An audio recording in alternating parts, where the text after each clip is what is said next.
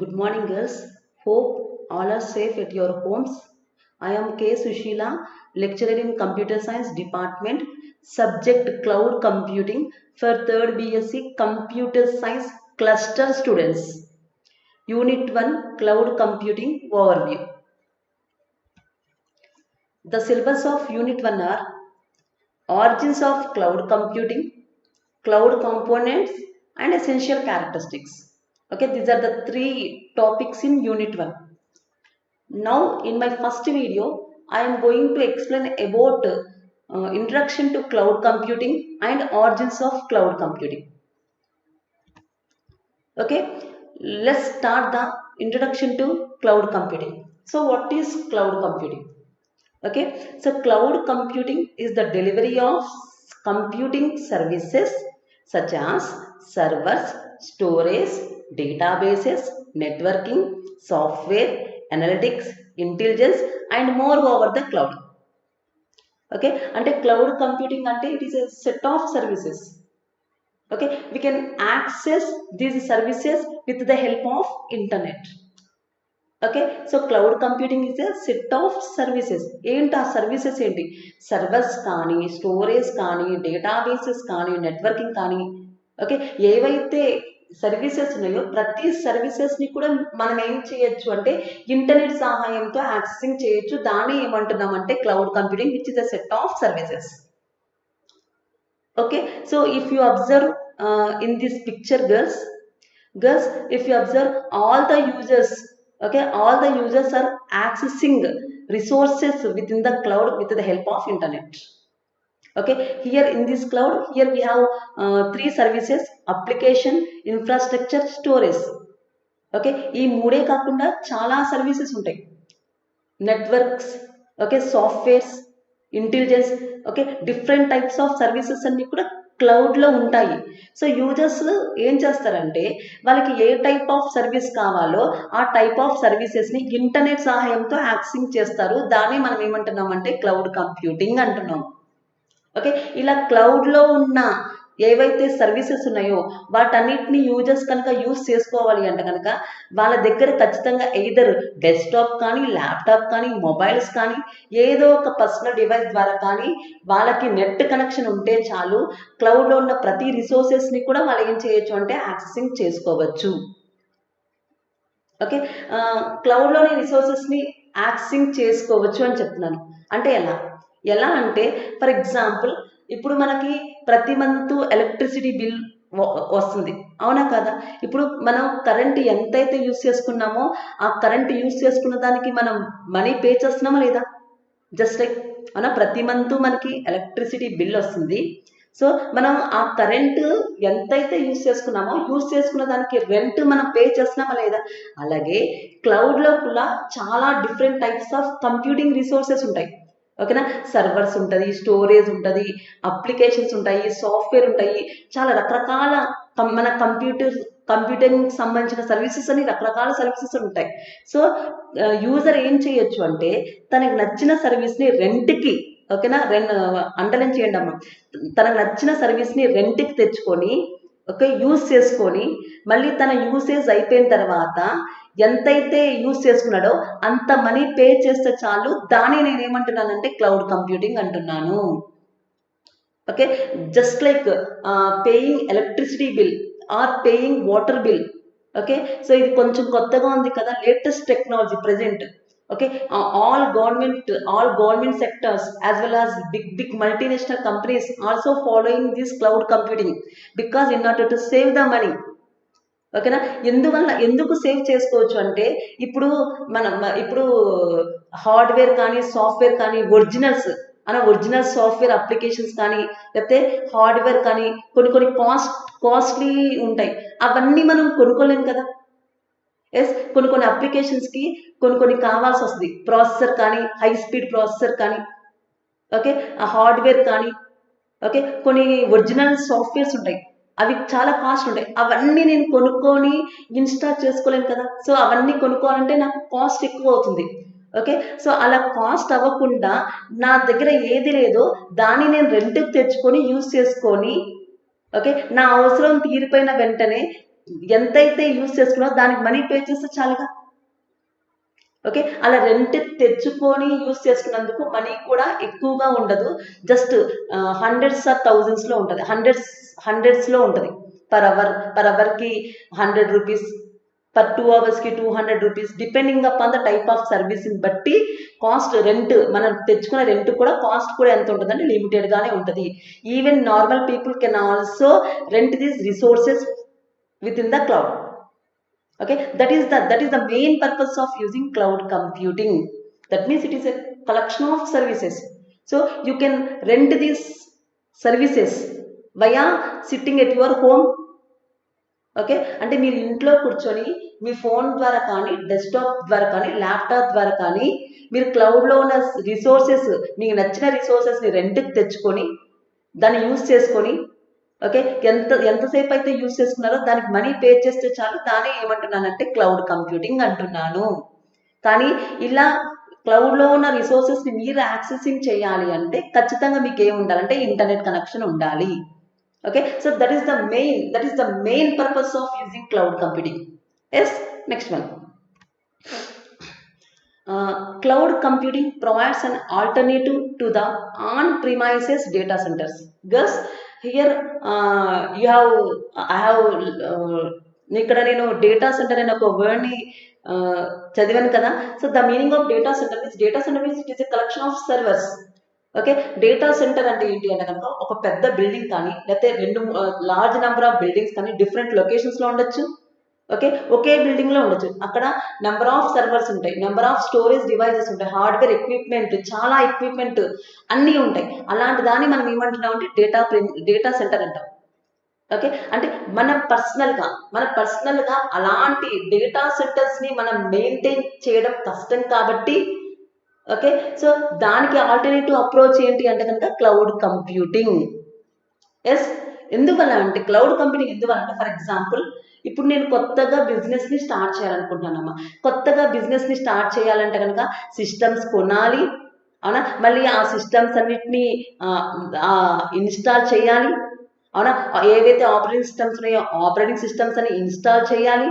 Okay, ఇంకా ఏవైతే applications ఉన్నాయో ఆ అప్లికేషన్స్, మళ్ళీ ఇంటర్నెట్ కనెక్షన్స్, మళ్ళీ వాటికి సెక్యూరిటీ కోసం ఫైర్ వాల్స్ని సెటప్ చేయాలి, అవునా కదా. అంటే ఇదంతా కూడా నేను మెయింటైన్ చేయాలి అంటే కనుక చాలా కాస్ట్ అవుతుందా లేదా. ఓకే, నేను ఎప్పుడైతే కొత్తగా ఒక బిజినెస్ని స్టార్ట్ చేయాలనుకుంటున్నానో నాకు కావాల్సిన హార్డ్వేర్ కానీ, సాఫ్ట్వేర్ కానీ, ఇన్స్టలేషన్ కానీ, ఓకే, సెక్యూరిటీ కోసం ఫైర్ వాల్ కానీ, ఇవంతా నేను పెట్టుకొని బిజినెస్ని స్టార్ట్ చేయాలంటే very risk. Yes Anu, because ఇప్పుడు నేను కొత్తగా బిజినెస్ స్టార్ట్ చేస్తున్నాను, మొత్తం మనీ అంతా వాటి మీద పెట్టేస్తే మరి నేను ఎలా రన్ చేయను.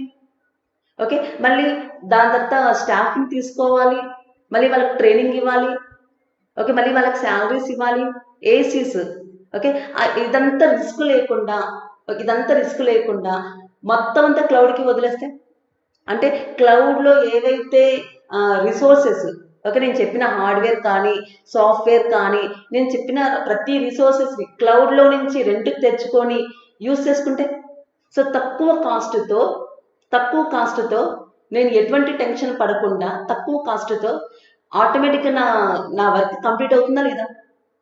Yes Anu, that is cloud computing. Okay, especially ఒకప్పుడు క్లౌడ్ కంప్యూటింగ్ ఎస్పెషల్లీ ఎవరు యూస్ చేసేవారంటే కొత్తగా బిజినెస్ని స్టార్ట్ చేసే వాళ్ళు యూస్ చేసేవారు, చిన్న కంపెనీస్ వాళ్ళు యూస్ చేసేవారు. బట్ ఎట్ ప్రెసెంట్ పెద్ద multinational companies including government sectors also using cloud computing because to maintain lower cost, okay, with security. Okay, that's the main purpose of using cloud computing. Okay, అన్నీ మనమే చూడాలి అనుకుంటే కనుక business మీద concentrate చేయలేం, అవునా. Business మీద ఫోకస్ పెట్టాలి అంటే కనుక ఏదైతే మెయింటెనెన్స్ ఉందో హార్డ్వేర్ కానీ, సాఫ్ట్వేర్ కానీ, ఇవన్నీ ఉన్నాయో వాటన్నిటిని మనం క్లౌడ్కి వదిలేస్తే, అంటే మొత్తం అంతా వాళ్ళే చూసుకుంటారు, అవునా. మనకు కావాల్సిన దాన్ని తెచ్చుకుంటే చాలు.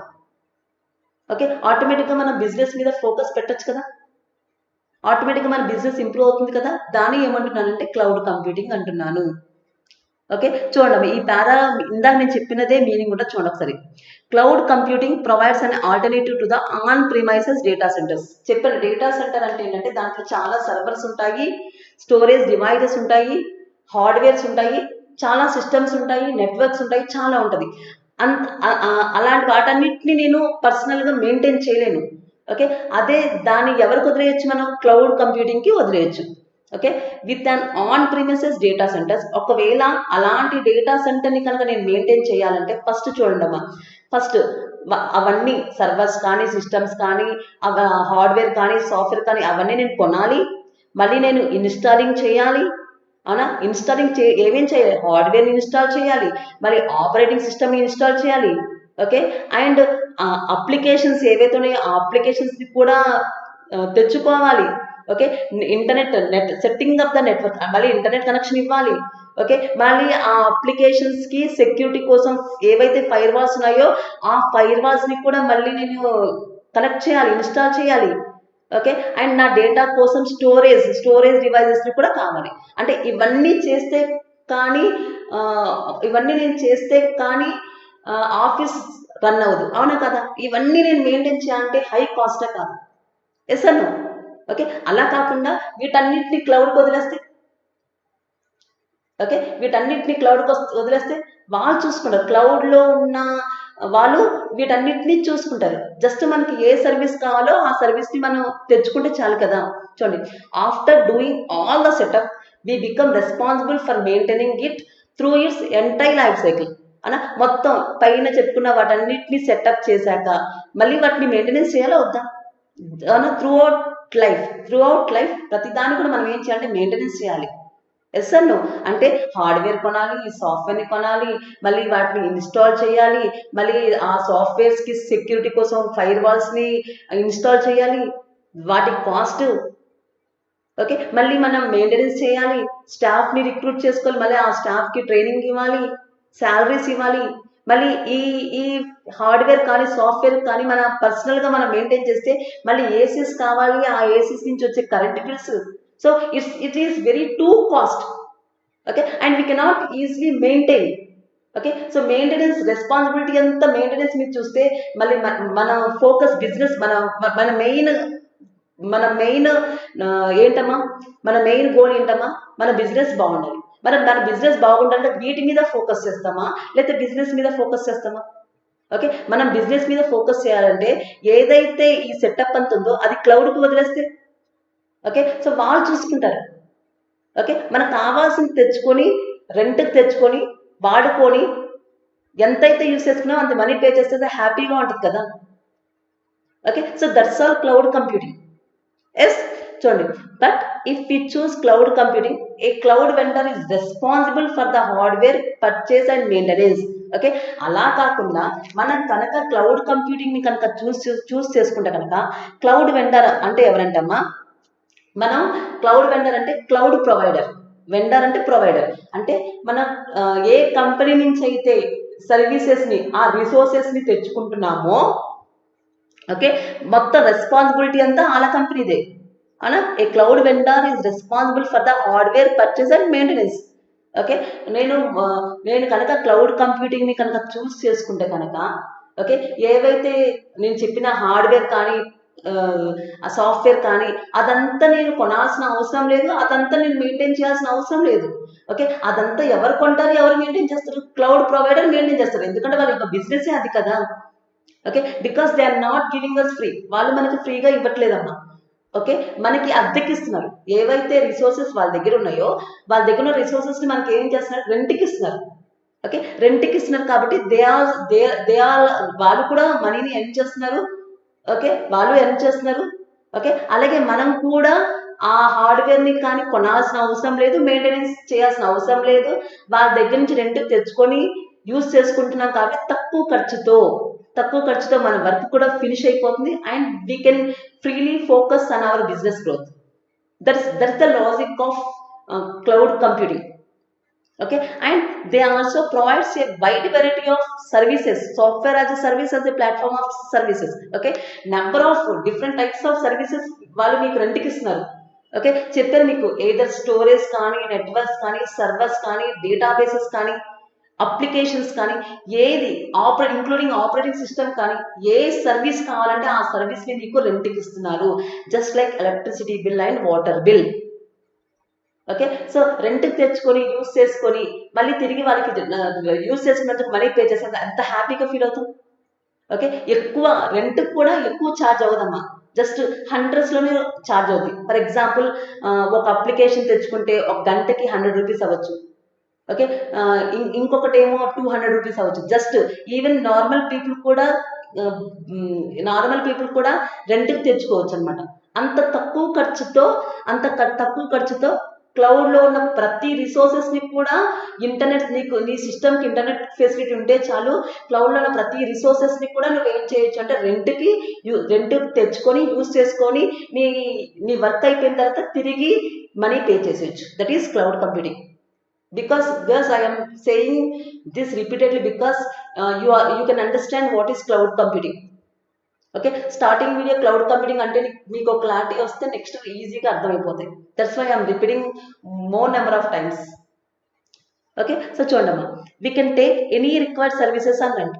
ఓకే, ఎలాంటి కంప్యూటింగ్ సర్వీసెస్ అయినా సరే అద్దెకి తెచ్చుకోవచ్చు.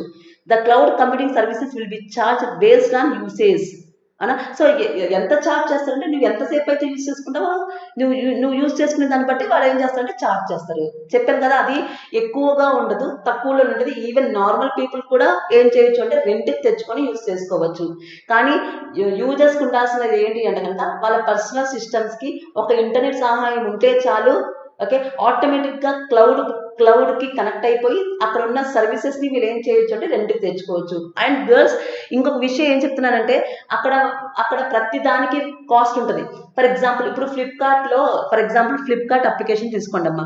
ఫ్లిప్కార్ట్లో ఆ డ్రెస్కి కింద ప్రతి డ్రెస్కి కాస్ట్ ఇంత అని ఉంటుంది కదా, ఆ కాస్ట్ని బట్టేగా మనం ఆ డ్రెస్ని సెలెక్ట్ చేసుకుంటాం. అలాగే అక్కడ కూడా ఫర్ ఎగ్జాంపుల్ సర్వర్ కావాలి, సర్వర్ గంటకి 100 రూపాయలు.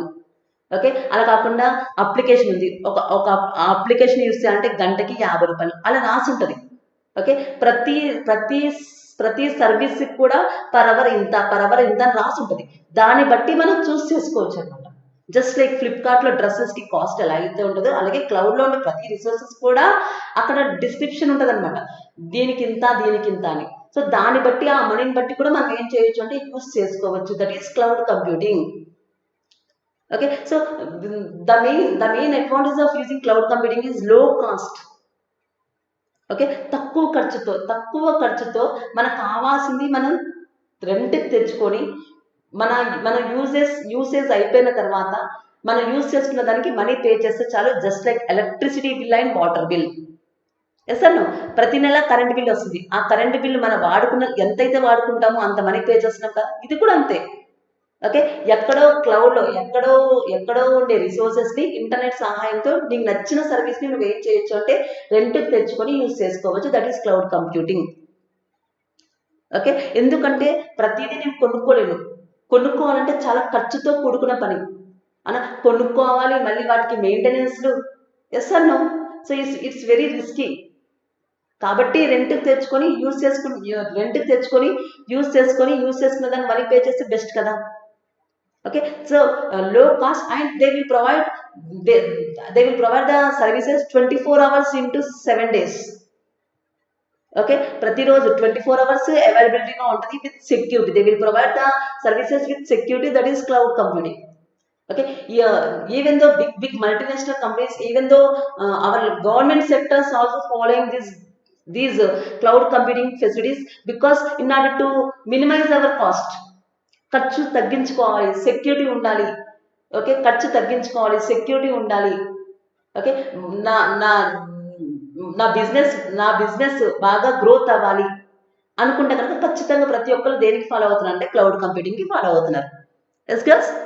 Okay, and girls, if you want to store your personal data, you can also store your personal data in the cloud.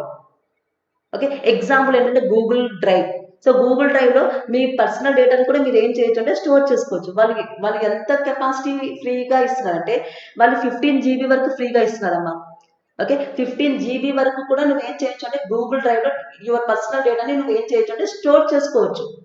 That means they are providing storage also. Okay up to 15 GB ఫ్రీ. 15 GB కన్నా ఎక్కువ ఉంటే కనుక అప్పుడు వాళ్ళు ఏం చేస్తారంటే మీకు మనీని పే చేయించుకుంటారు. ఓకే అంటే నీకు కావాల్సిన నీ బిజినెస్ డేటా కానీ నీ పర్సనల్ డేటా కానీ సెక్యూర్డ్గా స్టోర్ చేసుకోవాలి అంటే కనుక you can also store your data with in the cloud. Okay up to 15 GB వరకు ఫ్రీ ఆఫ్ కాస్ట్. 15 GB కన్నా ఎక్కువ ఉంటే కనుక ఆటోమేటిక్గా నువ్వేం చేయాలంటే మనీ పే చేయాల్సి వస్తుంది. అది కూడా ఎక్కువ మనీ కాదు, నార్మల్ పీపుల్ ఎఫర్ట్ చేయగలిగే మనీని నువ్వు పే చేస్తే చాలు. ఓకే దట్ మీన్స్ ప్రతి దాన్ని కూడా today we can run everything including cloud computing resources. That is the latest trend in current present are the latest trend. Okay all multinationals, all government sectors following this cloud computing because to lower cost, ఖర్చు తగ్గించుకోవాలి, security ఉండాలి, business బాగా growth అవ్వాలి అంటే కనుక ఖచ్చితంగా ప్రతి ఒక్కరు కూడా దేనికి ఫాలో అవుతున్నారు అంటే క్లౌడ్ కంప్యూటింగ్కి ఫాలో అవుతున్నారు. Okay next the cloud environment provides an easily accessible online portal that makes handy for the user to manage the compute storage network and application resources. Okay ఈజీగా ఓకే మన మన మన కంప్యూటర్కి internet connection ఉంటే చాలు, ఆటోమేటిక్గా ఈజీగా user ఏం చేయొచ్చు అంటే మేనేజ్ చేయొచ్చు. ఓకే ఈజీగా యాక్సెస్ చేయొచ్చు. ఓకే యూజర్ కెన్ ఈజీగా access storage network or any applications. Okay so యూజర్కి ఒక ఇంటర్నెట్ కనెక్షన్ ఉంటే చాలు, ఆటోమేటిక్గా తన నచ్చిన రిసోర్సెస్ని తన హ్యాండీ మీన్స్ తన చేతితో తన నచ్చిన రిసోర్సెస్ని ఆటోమేటిక్గా ఏం చేయొచ్చు అంటే యూజ్ చేసుకోవచ్చు. Okay easy to use. Okay క్లౌడ్లో ఉన్న రిసోర్సెస్ని ఈజీగా ఏం చేయొచ్చు అంటే యూజ్ చేసుకోవచ్చు. Okay some cloud service providers are in the following figures. Okay దాని నుంచి మీకు చెప్తున్నాను. క్లౌడ్ అంటే సర్వీసెస్ అన్నీ ఉంటాయి. It is a set of services. అక్కడ చాలా సర్వీసెస్ ఉంటాయి. ఏంటి ఆ సర్వీసెస్ అని చెప్పాను? స్టోరేజ్ కానీ, నెట్వర్క్ కానీ, అప్లికేషన్ కానీ, హార్డ్వేర్ కానీ, మనకి ఏ సర్వీస్ కావాలంటే ఆ సర్వీస్ తెచ్చుకోవాలి కదా. ఓకే అలా మనకి సర్వీసెస్ ప్రొవైడ్ చేసే కంపెనీస్ ఏంటి?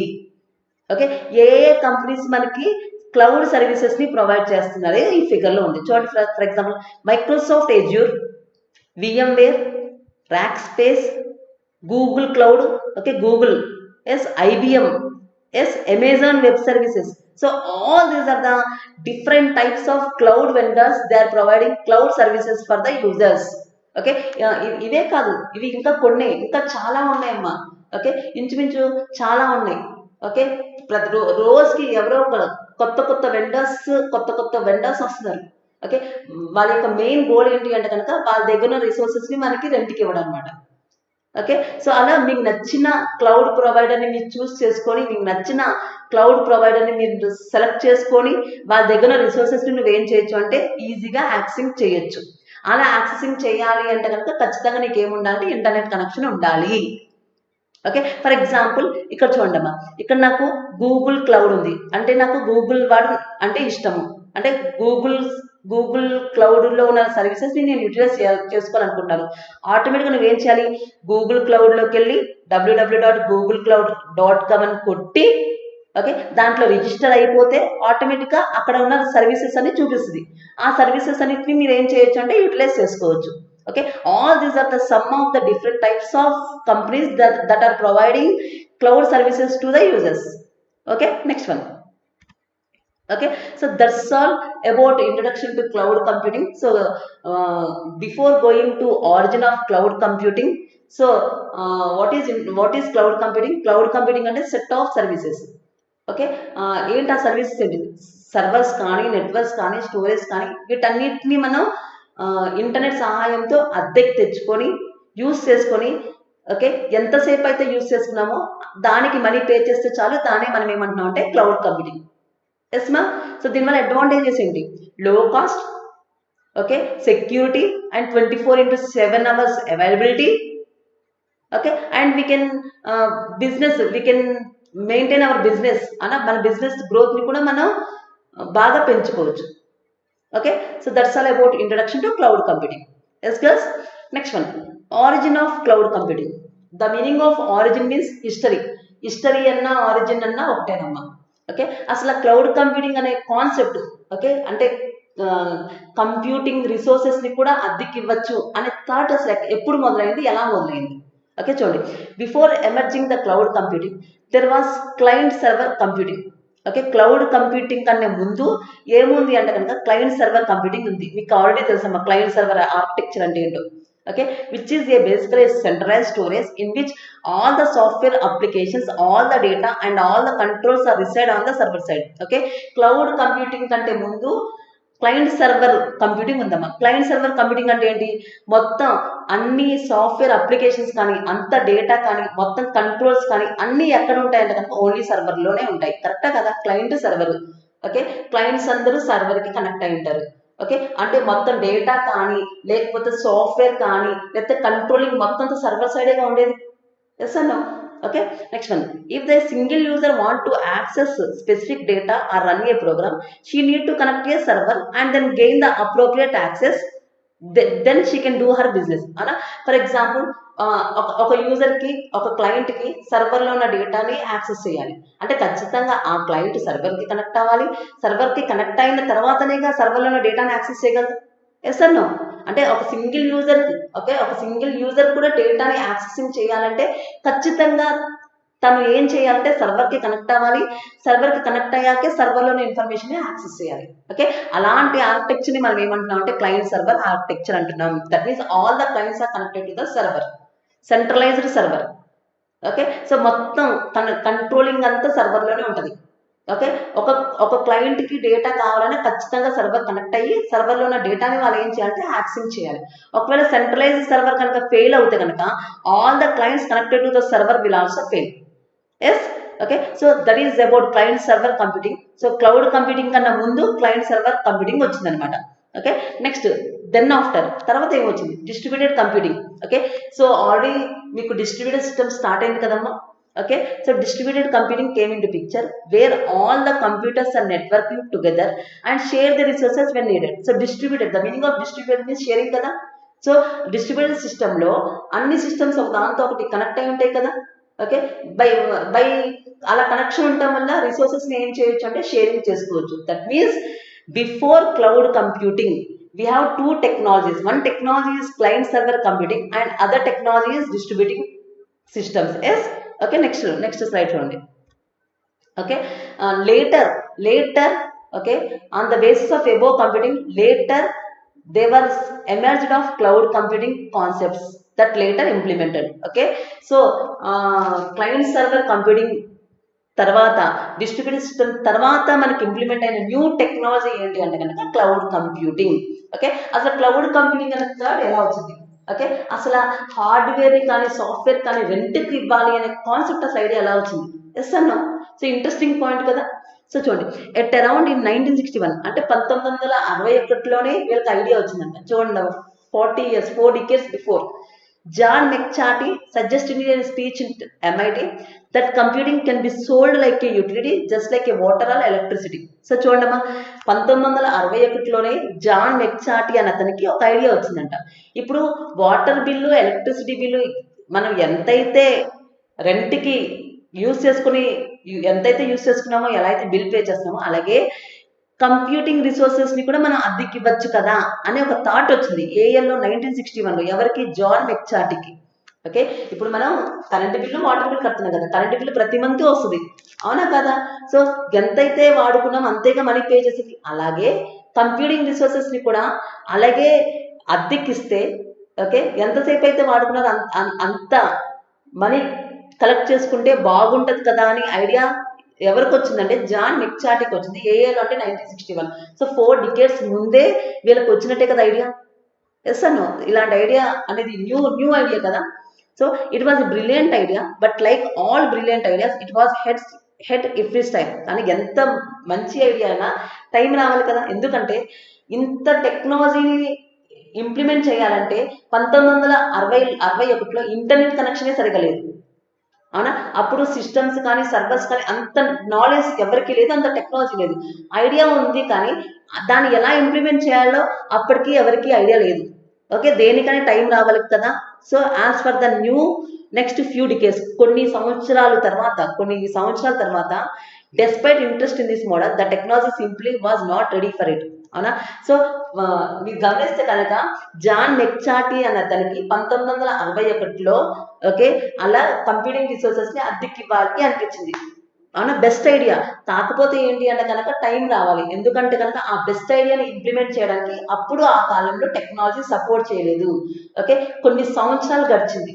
ఓకే, కొన్ని సంవత్సరాలు గడిచాక ఆ ఐడియాని వీళ్ళు ఏం చేస్తున్నారంటే ఇంప్లిమెంట్ చేస్తున్నారు. ఓకే, చూడండి. But of course time has passed and the technology caught that idea and after few years we mention that. అన్న కొన్ని సంవత్సరాలు దాటిన తర్వాత మళ్ళీ ఎప్పుడు అంటే చూడండి 1999లో ఓకే 61 తర్వాత ఎన్ని సంవత్సరాలకి 71, 81, 91 37 సంవత్సరాల తర్వాత salesforce.com started delivering of applications to users using a simple website. Okay, first cloud vendor ఎవరు అంటే కనుక salesforce.com, which is one of the company that provides cloud services to the users. Okay, అంటే cloud లో ఉన్న services ని users కనుక rent తెచ్చుకోవాలి అంటే one of the first company ఎవరు అంటే కనుక salesforce.com. This is one of the cloud vendor, first cloud vendor or this is one of the first cloud provider. Okay, వాళ్ళు ఫస్ట్ క్లౌడ్ సర్వీసెస్ ని రెంట్కి ఇవ్వడం స్టార్ట్ చేశారు. ఏ ఇయర్లో అంటే కనుక 1999లో. Okay, these applications were delivered to enterprises over the internet. Okay, so ఎలా ఇచ్చారంట వాళ్ళ యొక్క సర్వీసెస్ ని ఎలా ఇచ్చారంటే ఇంటర్నెట్ సహాయంతో ఇచ్చారంట. Okay, and this way the dream of computing sold as utilities were true. Okay, అప్పుడెప్పుడో 1961లో మన జాన్ మెక్చార్టీ కల్లా నిజమైంది. ఏ ఇయర్లో నిజమైంది? 1999లో. ఎవరి ద్వారా? salesforce.com అనే ఒక క్లౌడ్ ప్రొవైడర్ ద్వారా. ఓకే, క్లౌడ్ ప్రొవైడర్ ద్వారా వాళ్ళ దగ్గర ఉన్న ప్రతి సర్వీసెస్ ని రెంట్కి ఇవ్వడం స్టార్ట్ చేశారు. ఏ ఇయర్లో అంటే కనుక 1999లో. అప్పటి నుంచి క్లౌడ్ కంప్యూటింగ్ అనే కాన్సెప్ట్ స్టార్ట్ అయింది. అప్పటి నుంచి వాళ్ళ దగ్గర ఉన్న సర్వీసెస్ ని యూజర్స్ కి రెంట్కి ఇవ్వడం with the help of internet సహాయంతో యూజర్స్ కి రెంట్కి ఇవ్వడం స్టార్ట్ అయింది. ఇయర్ ఎప్పుడు అంటే 1999. And the first cloud provider ఎవరు అంటే కనుక salesforce.com. ఎవరది? salesforce.com. Okay, next one. Next in 2002 first 1999లో salesforce.com వాళ్ళు రెంట్కి ఇచ్చారు. నెక్స్ట్ 2002లో ఎవరు? Amazon started Amazon web services. Okay, Amazon company వాళ్ళు అమెజాన్ వెబ్ సర్వీసెస్ అనే ఒక కంపెనీని స్టార్ట్ చేశారు. ఏ ఇయర్లో? 2002లో. ఓకే, వాళ్ళు ప్రొవైడ్ చేస్తున్న సర్వీసెస్ ఏంటి? స్టోరేజ్, అంటే మీ పర్సనల్ డేటాని వాళ్ళ దగ్గర స్టోర్ చేసుకోవచ్చు, computation, okay, and even human intelligence కూడా. ఓకే, మీకు ఏ సర్వీస్ కావాలన్నా ఆ సర్వీసెస్ వాళ్ళు ప్రొవైడ్ చేస్తారు. ఎస్పెషలీ అమెజాన్ వెబ్ సర్వీస్ యొక్క స్పెషాలిటీ ఏంటి అంటే కనుక మీ పర్సనల్ డేటాని వాళ్ళ దగ్గర స్టోర్ చేసుకోవచ్చు. ఏదో personal or important or business data. Okay, అక్కడ స్టోర్ చేసుకుంటే కనుక they will provide security for your data. Okay, and even human intelligence కూడా అంట. Okay, however only starting with the launch of elastic compute cloud in 2006. Okay, a truly commercially service open to everybody existed. Okay, యాక్చువల్గా 2002వ సంవత్సరంలో Amazon company వాడు Amazon web services పేరు మీద okay వాళ్ళ యొక్క యూజర్స్ యొక్క డేటాని స్టోర్ చేసుకునే ఛాన్స్ ఇచ్చాడు. కానీ కమర్షియల్గా పబ్లిక్గా ప్రతి ఒక్కళ్ళు అమెజాన్ యొక్క సర్వీసెస్ని ప్రతి ఒక్కళ్ళు కమర్షియల్గా తెచ్చుకుంది ఎప్పుడు అంటే కనుక 2006లో. దానికి పేరు ఏంటంటే elastic compute cloud, A truly commercial service open to everybody existed. ప్రతి ఒక్కళ్ళు కూడా అమెజాన్లో ప్రతి సర్వీసెస్ని యూటిలైజ్ చేసుకునే ఇయర్ ఎప్పుడు అంటే కనుక 2006లో. ఆ కంపెనీ పేరు ఏంటంటే ఎలాస్టిక్ కంప్యూట్ క్లౌడ్ అనే పేరు మీద 2006లో కమర్షియల్గా ప్రతి ఒక్కళ్ళు కూడా వాళ్ళ దగ్గర ఉన్న సర్వీసెస్ని యూజ్ చేసుకోవచ్చు అనుకున్న ఇయర్ ఎప్పుడు అంటే కనుక 2006.